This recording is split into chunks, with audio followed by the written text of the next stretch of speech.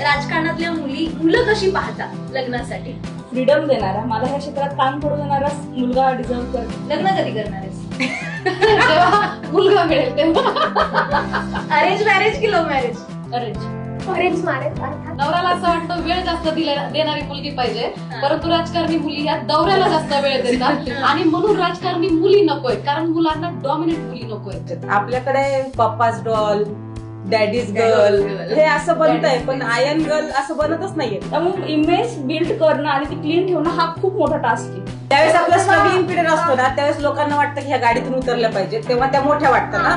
आणि ज्यावेळेस तुम्ही मोठे होता तेव्हा लोकांना हे 2 व्हीलरवर आल्याचं कौतुक असतं. तू तुझं आता लग्न कर आणि तिकडून ते बघ नवरा करेल की नाही. काही दौरे ट्रेननी जाऊन केलेले आहेत, बसनी जाऊन दौरे केलेले आहेत. असं नाही की गाडी असलीच पाहिजे. पैसे कमवण्याचं साधन काय असतं?